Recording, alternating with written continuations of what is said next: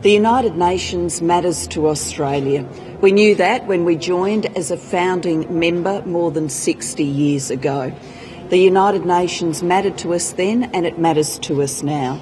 The United Nations is the body that deals with issues like global security, the fight against global poverty and the fight to tackle climate change. So what happens at the United Nations matters for us. Across the more than 60 years since the United Nations was founded and we were a foundation member, Australia has made a strong contribution to the work of the United Nations.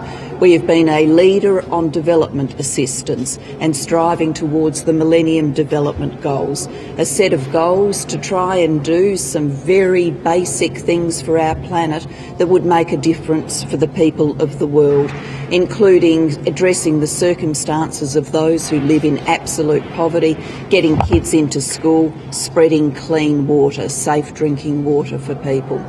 We have been a strong contributor to the peace-building work of the United Nations. In the life of the United Nations, more than 65,000 Australian Defence Force personnel and police have contributed to more than 50 UN and multilateral missions. So we've got a proud track record of engagement in the United Nations. The United Nations General Assembly Leaders' Week is the time that leaders come together to make clear their views on the work of the United Nations. It's anticipated around 140 leaders will be here.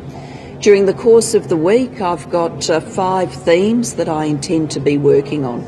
First, I will be pressing on achievement of the Millennium Development Goals.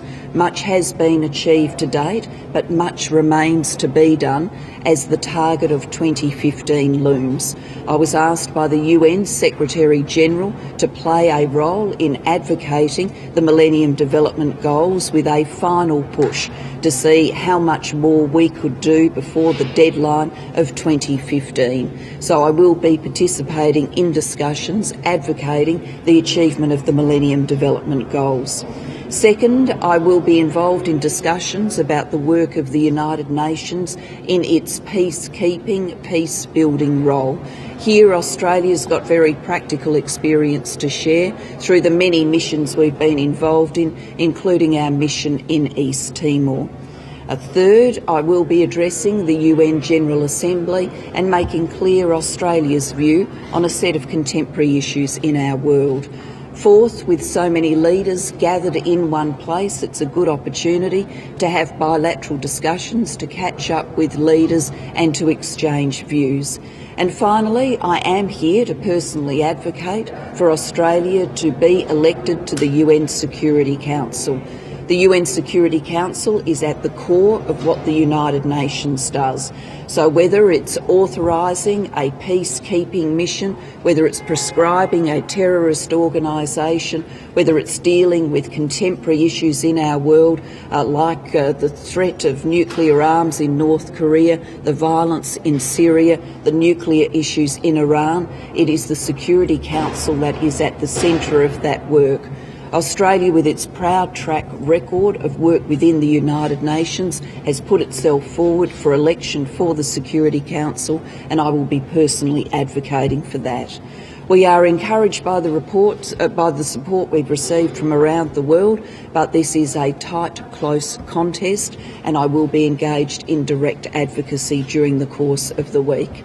And then last, whilst my program here is very focused on the United Nations, I do look forward to the opportunity tomorrow to address a combined meeting of the Economics Club of New York and the Asia Society, where I will be speaking about the Australian economy, our role in our changing region and the growth in Asia. I'm very happy to take questions.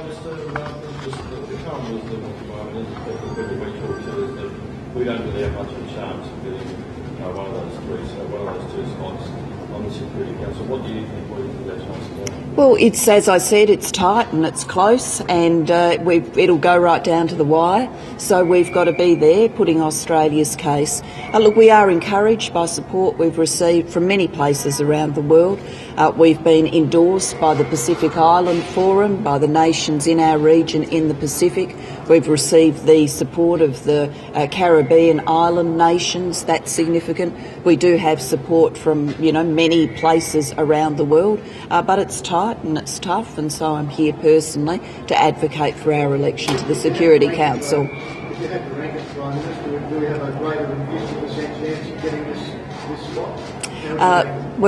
Back home in Australia, people this week will be interviewing coaches for the AFL Grand Final and the NRL Grand Final, and you won't hear any of those coaches speculating on the results of the match. They'll be talking about what they're doing to get in there and win. I'm playing the same role on a very different stage. Why is it important? Why is it in the national interest? It's certainly in Australia's national interest to be on the Security Council. It is at the core of what the UN does. To take some very practical examples, we've been engaged in Afghanistan now for more than a decade, and that is under a UN set of resolutions. And as our mission changes there and we look to the days beyond 2014, what the UN resolves as the further mandate for the mission is important. So a really practical example of what the Security Council does that matters to us.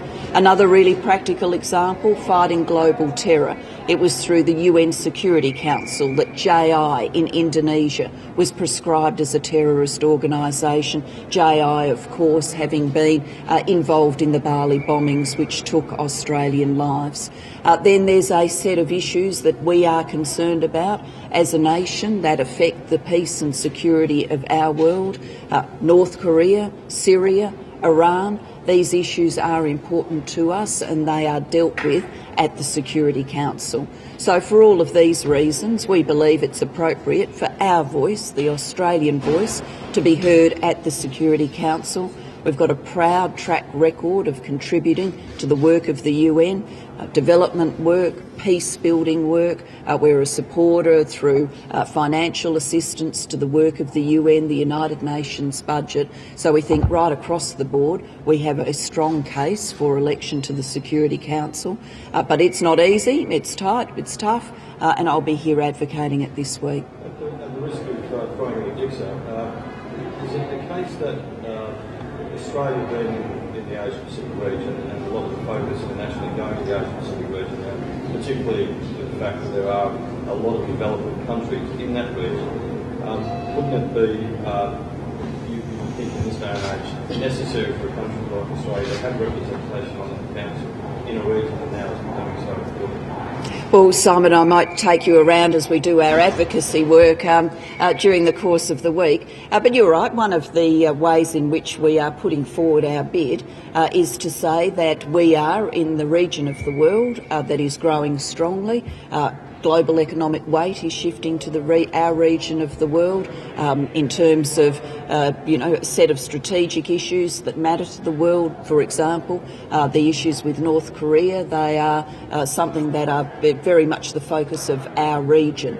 So whether you look at the Pacific, whether you look at Asia, we believe Australia is placed to bring a perspective to the UN Security Council that our competitors could not. Our competitors are Finland and Luxembourg, so obviously they do not have the same kind of geographic positioning and long-term relationship with our region of the world.